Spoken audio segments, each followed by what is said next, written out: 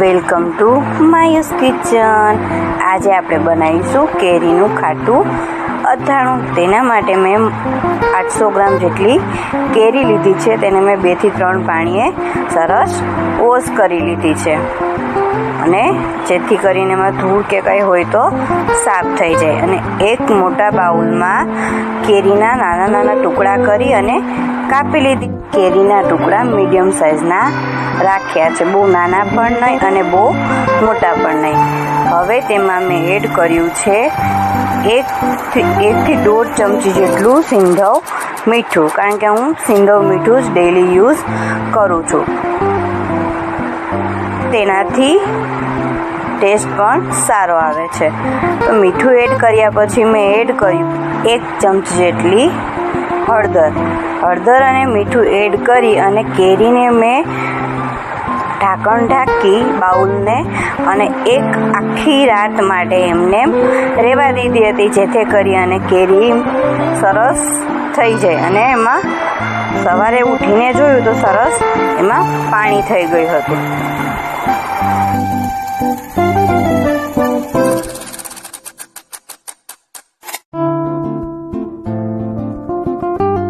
8 થી 10 કલાક માટે કેરીને પલાળી રાખી હતી।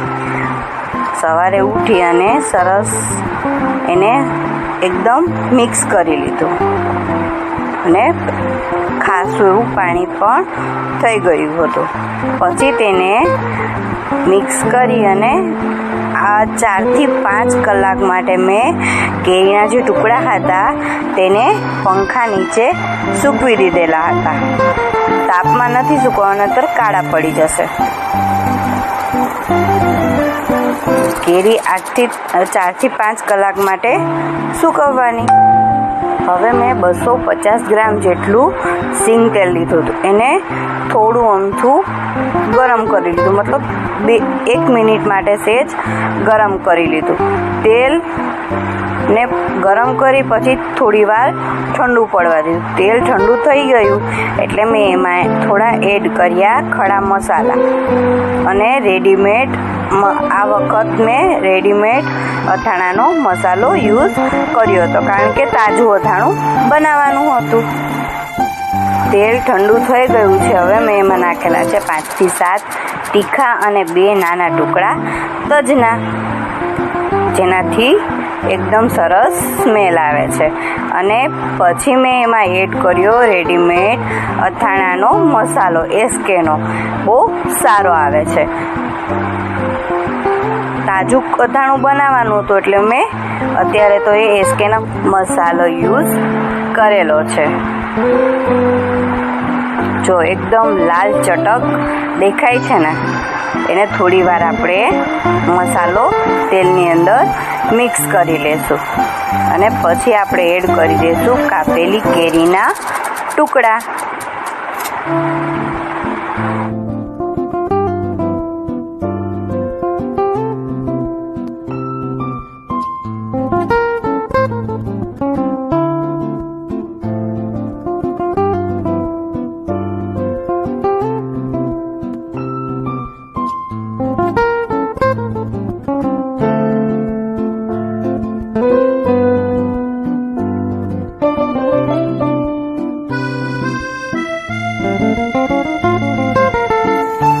કેરીના ટુકડા એડ કરી અને એને સરસ મસાલા મિક્સ કરી લેશું, એટલે સરસ ટેસ્ટ આવી જાય। તો ચમચાની મદદથી સરસ મેં મિક્સ કરી લીધું છે। જો આપણું અથાણું તૈયાર છે। હવે હું એને 5 થી 6 કલાક માટે એમને કડાઈમાં જ રહેવા દઈશ, અને પછી એને સરસ હવે આપણે અથાણાને એક કાચના જારમાં ભરી લેશું, જેથી કરીને અથાણું ખરાબ થાય નહીં। તો મારા ઘરમાં તો કેરીની સિઝન ચાલુ થાય એટલે ખાટું અથાણું તાજું ખાવા માટે બને જ છે। મારા હસબન્ડને ખાટું અથાણું ખૂબ જ ભાવે છે। તો તમને મારી આ રેસીપી કેવી લાગી?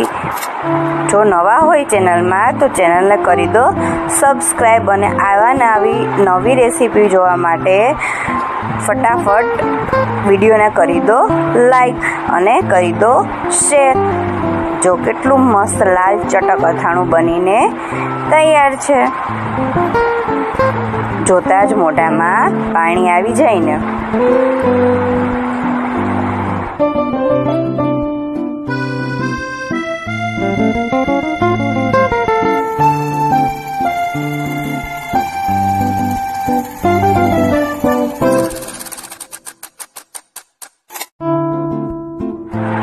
Thanks for watching my videos. તમને મારી રેસીપી કેવી લાગે છે પ્લીઝ કોમેન્ટ મી.